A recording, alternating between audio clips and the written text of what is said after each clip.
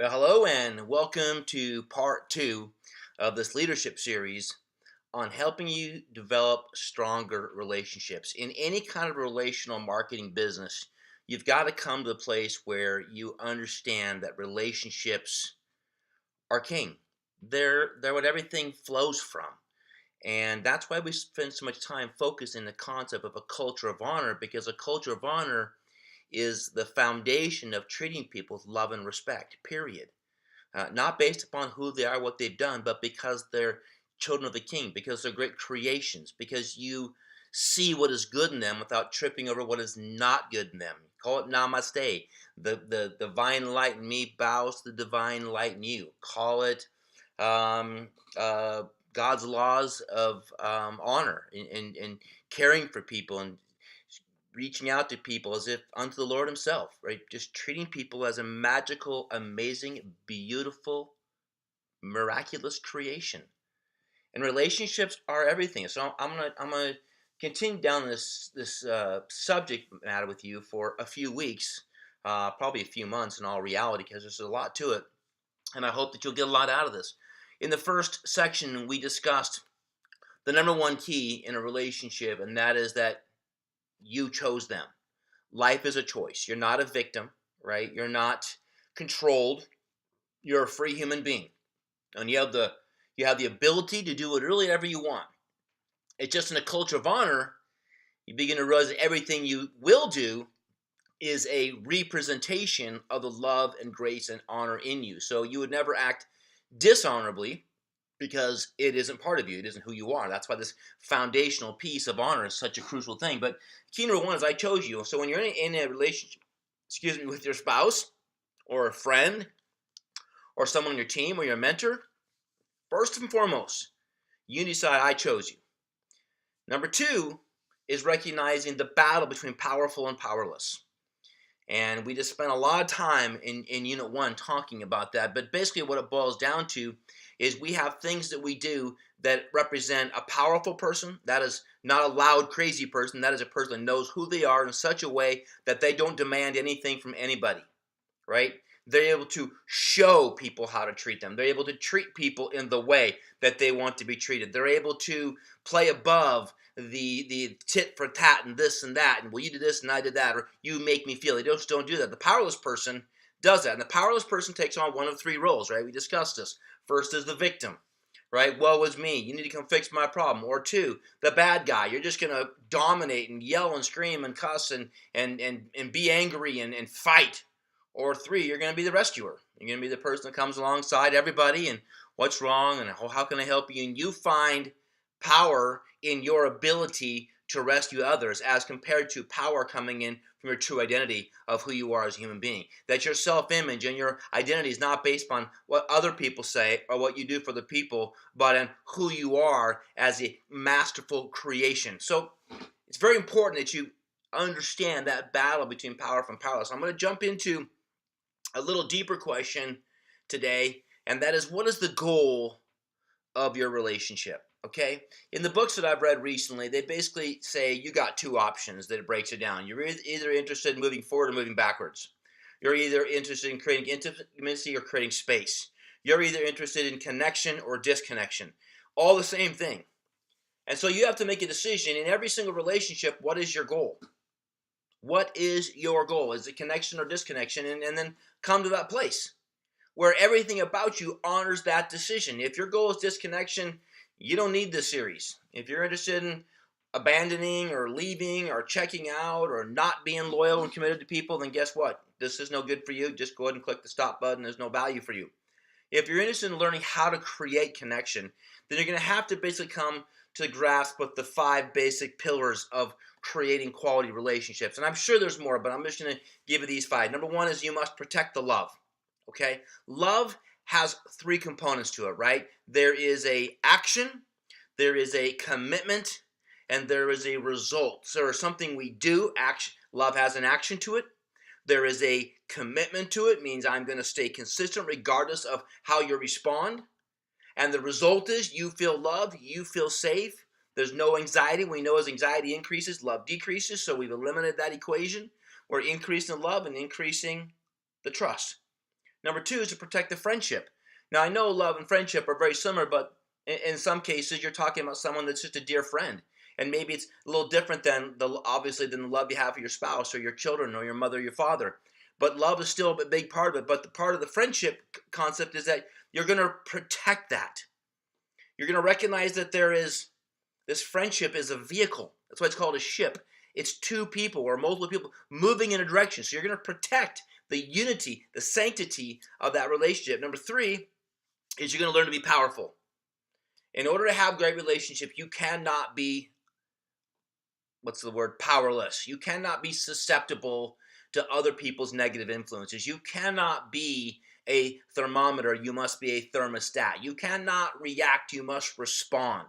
You must place yourself in a position where you're able to stay connected to your core covenant of protecting love and friendship, even when it seems like all around you, that's dismantling. You're going to stay powerful and you are going to protect the love. Number four is you got to learn to trust freedom, right? Those of us who share the same faith, God gave us free will from the very beginning. In the very beginning, we all know the stories.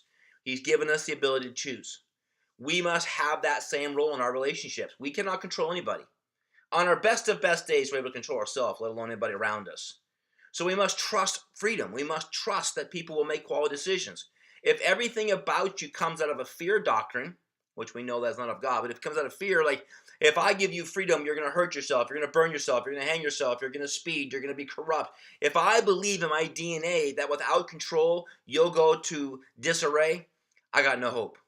I've got to live on trust, and I've got to learn how to help you when you blow it and remind you back into the purpose and strength of your identity, which we'll get into in later time. But I've got to learn how to recognize that, what's Bill Johnson say? There are no poopless cows. And the story was that back in the Bible was always the horse or the cow or the oxen that pulled the plow, that sowed the seed, that tilled the soil, that prepped everything for the harvest. And guess what? Every oxen got a little crap, does a little dirt. And there is no such thing as people that are out there ripping and gunning and growing that aren't going to go through some crap. And what are you going to do when they do hit crap? You're going to discard them, judge them, you're going to put them in the penalty box, or are you going to get closer to them, dig in deeper and find out exactly what's going on, what's the broken piece, and how do we attack this issue of broken identity? Because there's no way, when you know that you're loved, when you know that you're forgiven, when you know that there's a mighty call in your life, there's just no way you'd ever act the way you do. So we got to trust the freedoms and recognize that there are solutions outside of just banishment and punishment to help people recover. And then the last one, the last key, is when you recognize that the relationship is a priority over your own personal freedoms. This one was a game changer for me.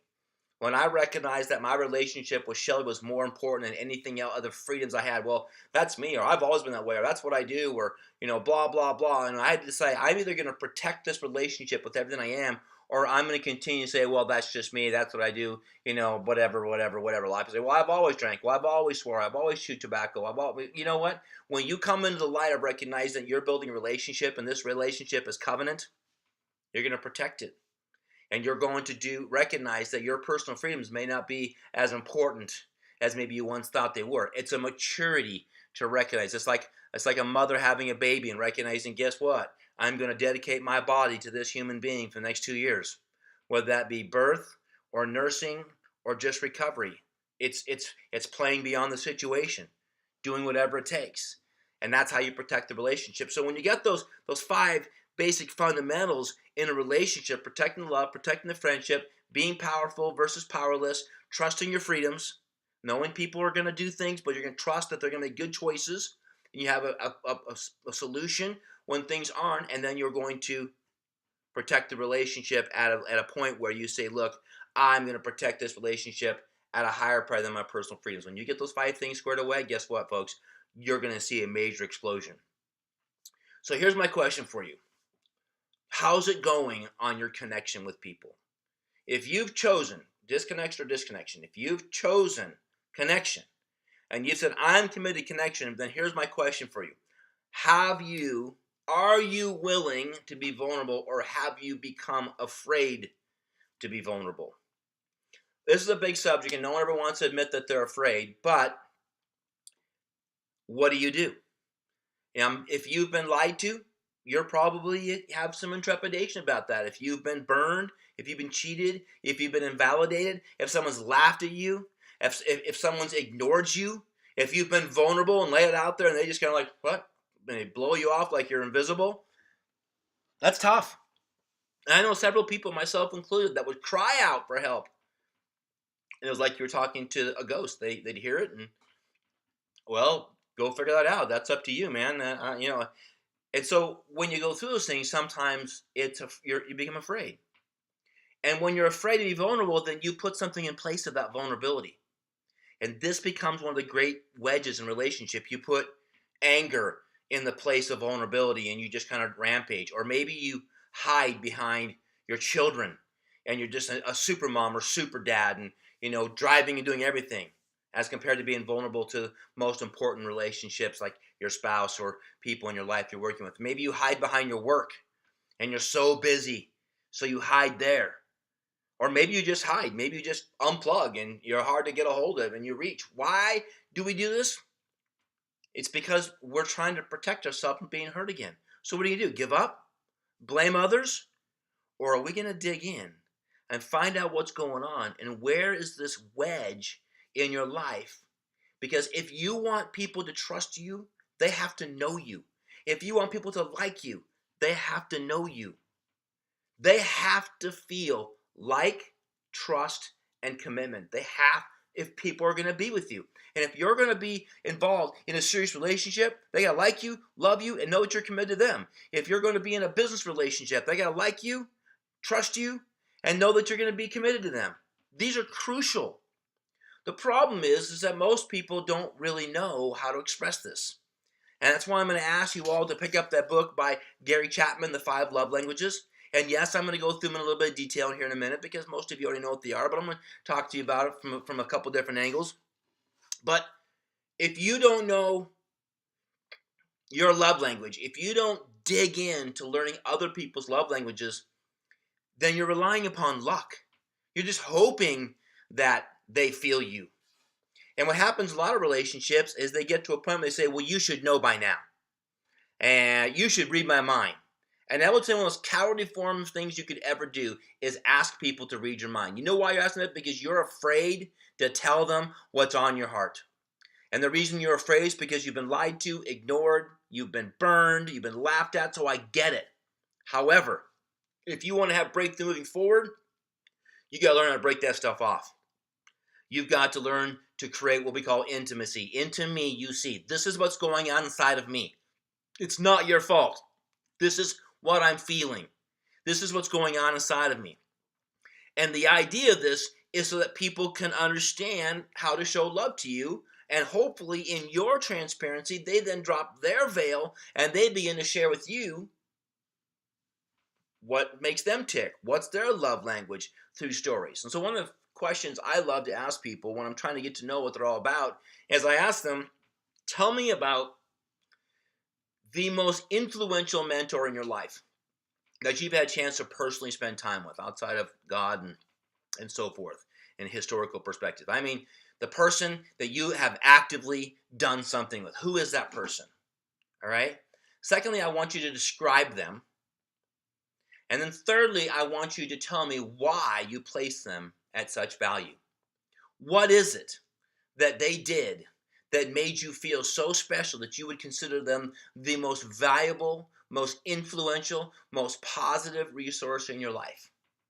How did they treat you? Now, this is a very, very crucial question. I hope you'll do it because this is going to tell anybody around you, most importantly yourself, what your love language is.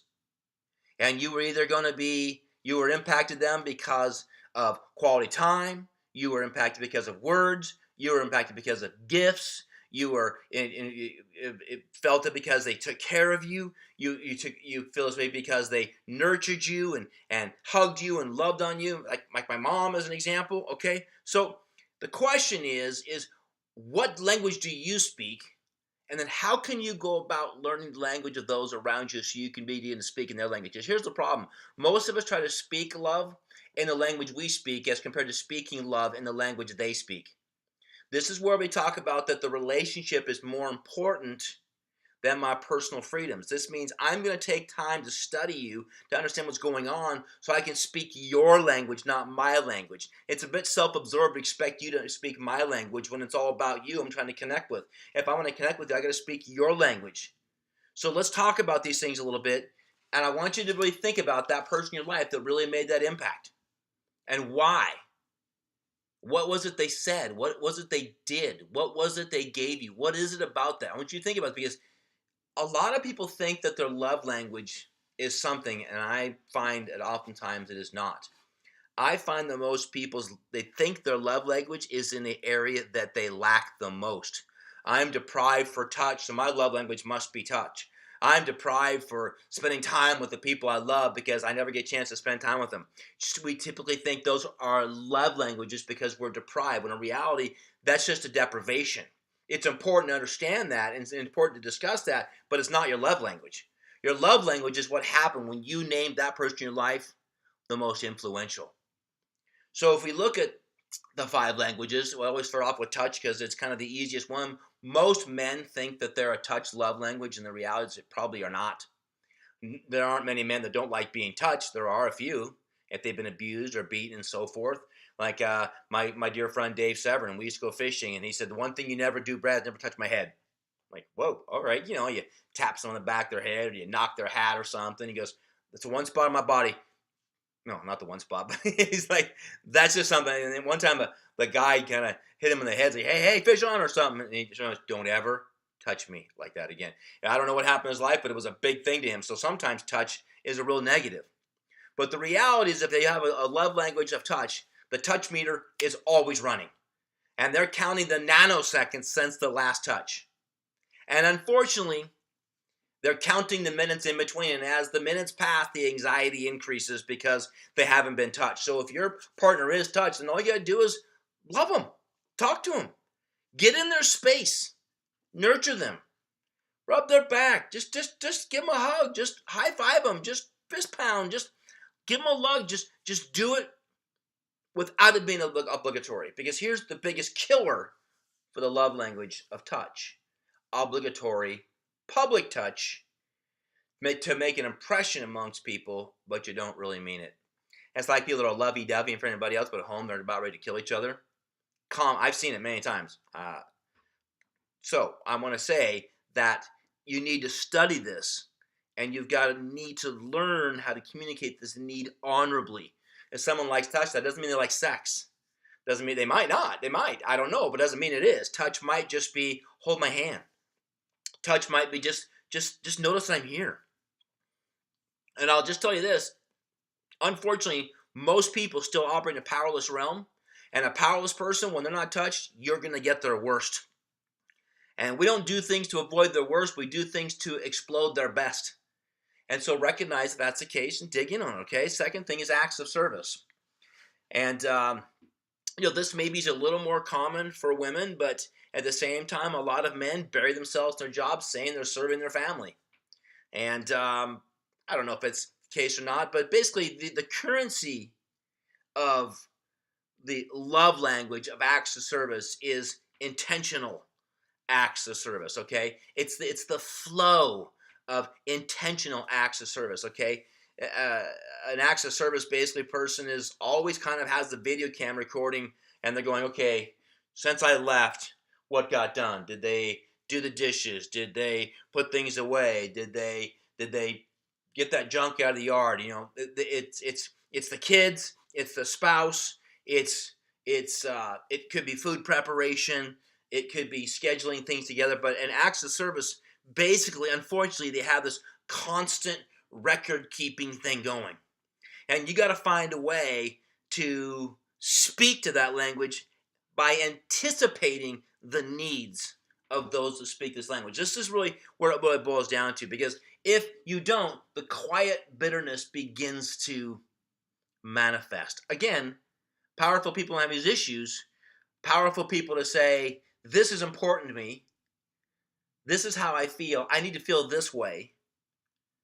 Can you help me with that? No one makes you feel anything. I'm so sick and tired. How does that make you feel? Nothing makes you feel. You got to get over that because that's powerlessness. You make me. No, you don't work for you. You don't make me do crap. I choose. I chose you. You don't make me love you, and you don't make me fall out of love you. That's my choice. I own that covenant. Nobody else does. So the idea is you've got to learn how to anticipate the needs of an acts of service person without being asked. As soon as you're asked, it's not acts of service. It's like obligatory touch. Oh, yeah, Mom, I'm sorry. I know you asked me 5 times. Yeah, I got it. Oh, I know, honey. I know you asked me 5 times. I got it. That is not feeding the heart of an acts of service person. And the problem with this whole series is that fear and love are right in the core of this absolute battle. Am I going to be vulnerable or am I going to be guarded? And what you don't want is the people around you to shut off their love language because you ignore them. You want them to be able to express themselves in a way that you're able to begin to learn how to communicate in their language. Some people are under the gifts love language. And you can always tell a gifts person very quickly by they always bring gifts. They're always thoughtful in that area. In fact, a gifts person, as soon as they walk in the room, they're thinking, where's my gift? That may sound selfish. That may sound self-absorbed. It's just their love language. It's kind of like, I love it when my wife comes up and gives me hugs. I love when she's sitting there and she holds my hand. Does that mean I'm a touch person? Pretty much, right? Is it the number one thing in my life? It's not. But I sure like it. I sure love it. It makes me feel valuable. Coming to gifts. Gifts aren't necessarily a big thing for me, but it's amazing how they are for a lot of people. So when they are, basically what needs to happen if you want to speak the language of gifts is you want to be able to express, I've been paying attention. I've been watching you. I feel you. I see you. I understand you. I get you. And by doing small types of gifts, depending on what those gifts might be, it might be a letter. It might be a picture. It might be a book. It might be a Ferrari. I don't know. But the reality is that the key thing to a gift is not the dollar amount. It's the bullseye on you see me, you know me, you understand me, you feel me. And so learning who speaks in these languages and how to anticipate that, okay? The fourth love language, of course, is quality time. Quality time is, for a lot of people, they think it's not that important, but I would tend to argue. I've realized now in my life that without a doubt, it is my number one love language. I'm kind of amazed by that because I always thought it was touch and words, and that was just because I never got affirmation and I never got much touch, and so I thought those were my love languages because I was always craving them. The reality is it's only because I wasn't getting any. And I don't mean to put that on anybody. I'm just saying that I believe that it was because of depletion more than it was really was important to me. Because when I look back at the people that I loved the most, that I called the greatest hero in my life, they didn't touch me, right? And they weren't always doing lots of words. Now, that wasn't what made me love them. What made me love them was they spent time with me, like my grandfather and my mother, and they were never in a rush. So quality time is people that likes to share space. They don't really care what they're doing. I don't care if they're cleaning fish or mowing the lawn or making the bed. They want to share space with you. They want to be found interesting, right? They want to be found fascinating. A quality time person, when you're listening to them, the biggest death knot you've got for them is to pop your phone out and check a message when they're trying to communicate with you. You want to hurt a quality time person? Be on your phone. When you're with a quality time person, you got to be this one. I am putting my phone down and away. Upside down, vibrate off, whatever, turn on airplane mode, because that quality time thing will be shattered if you're constantly checking your phone. Quality conversations is the key to someone that wants that type of a scenario where they want that quality time.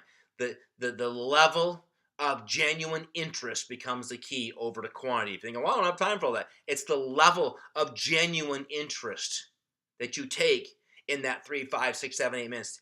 Be present. Be there with them. Look them in the eye. Connect with them. And if you're spending an hour or 2 or 3 or 4 or 5, then be about them. It used to frustrate me. I'd get in the cars with people and they'd be on the phone all the time. Like, why are you in this car with me? Am I just a ride? Or should we be communicating and connecting? And it bugged me that people be on their phone doing, their voicemail all the time and not taking advantage of quality time. For me, I know When people start getting the phones around me, it irritates the poop out of me because I'm like, what's more important out away from this house than where we are right now, where we're at? So these become the keys. And when you begin to read these languages, when you begin to dig in, and if you're not sure how to do this, you just ask them about their mentor, ask them why you say that, how they make you feel, what did they do for you, and all of a sudden you begin in this mode of, oh, I see, okay. So the last one, of course, words of affirmation. What's that all about? It's not just words. It's body language. It's eye contact. It's voice inflectuation. It's being involved and engaged.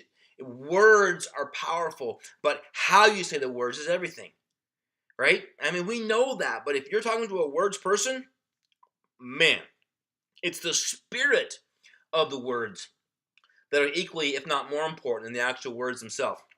Because words improperly delivered create anxiety. And words can cut, right? Sticks and stones will break my bones, but words will never hurt me. Lie. Not true. Sticks and stones can break your bones, but words can hurt you. They can be devastating. So you need to be able to understand when you're with a words person how they work. And what I've found over the years, and frankly in the last year or so mostly, is that when I'm in a communication with someone, I need to establish a safe place. And words and your kinesthetic communication is what make people feel safe. So when you're communicating, communicate safety, communicate non-judgment. And as soon as you feel the anxiety increase and you feel like the edge is coming, you need to back off, slow your cadence, slow your roll, get back to love, give them the hero sandwich, call it what you want, but you need to reestablish safety, because as soon as you breach safety, as soon as you start popping anxiety, they stop listening. And when they stop listening, they're beginning to hurt. They don't just stop listening, they begin to hurt. And if you keep going and keep going and keep going, they hurt more and they hurt more and they hurt more. So when you dig into these 5 things, you begin to have an incredible amount of discernment to create quality relationships, connection or disconnection, powerful or powerless. Am I going to add value or am I going to take value? Am I here for me or am I here for you and for what we can do together? People need to know your heart. They need to know your intentions. So what's our goal? Our goal is safe connection, where it's safe and we can communicate and be brothers and sisters in a culture of honor. Number 2, they'll allow people to be a full expression of who they are without forcing them to be something they're not. And when they're acting in a way that doesn't represent who they are, to able to deal with renegade behavior in a way that's not dishonoring, it's a way that's actually honoring, that heightens their awareness of the importance of what they do and how they do it and how it impacts people, as compared to just blaming and condemnation and banishment. It's all about identity. It's all about kindness. It's all about approaching them in the spirit of love, knowing that you too could fall into the same role, and learning how to create sincerely deep, trusting, safe connection. And in doing so, you'll begin to learn that your life is about communicating love. And if you don't say love languages, it's a little difficult to communicate love if you only speak 1 or 2 languages. If we want to impact the world, I got to speak probably English and Spanish and have translators of different languages. Well, there's not going to be any translators in relationships. I got to learn to speak these 5 love languages, and I'm very capable of doing it. So are you. So it's time to dig in. It is time for you to recognize that to be successful, it's all about relationships. And it's all about being able to establish a commitment to connection, that people are not disposable. The relationship can't be just dumped and banished because it didn't go the way you want it to go. That everybody is valuable, that everybody's a creation of God. Even if they think totally different, radically different lifestyles than you still love them. You don't need to share space with them. You don't need to spend much time with them, but you still don't judge them. We're going to get to a place where we trust people's freedoms. We have gone deep enough in our relationships that we know that even when dishonor happens, we're going to come back to a place of honor. That people can be the full expression of themselves, that they can be safe in your presence, and that you're going to protect the relationship at all costs. When you come to this place, folks, I'm going to guarantee you, you're beginning to move in to the mastery of relationships. If you want to have a great marriage, those are the keys. You want to have a great brotherly love with your brothers or your extended family, or your upline or your downline or whoever you're doing life or who you're doing business with or however you connect or whatever you do, whatever you're working on, if you begin to understand these love languages, if you begin to understand that you have a choice, that you are powerful beyond measure, that you do not control people, and the only way to really get ahead is to find a way to speak their language, a way that they know that you're likable, lovable, and that you're committed to their path. Guys, in 30 minutes or less, I'm trying to give you Gary Chapman's 200-page book and about 6 or 7 other big textbooks that there's no way I could do. I hope you dig in on this. I hope you make it a priority. And I hope I made it clear for you. Study in, study up. We teach what we know, but we impart what we are. I'm talking about filling you up in such a way that everywhere you go, you release a grace, a love, a genuineness into the atmosphere that people want to know what you do. They want to be in your space. They want to share in your time. They want to pick up in the impartation because you walk with a cadence of love and grace. I hope that all helps out. Love you guys. Stay tuned for part 3.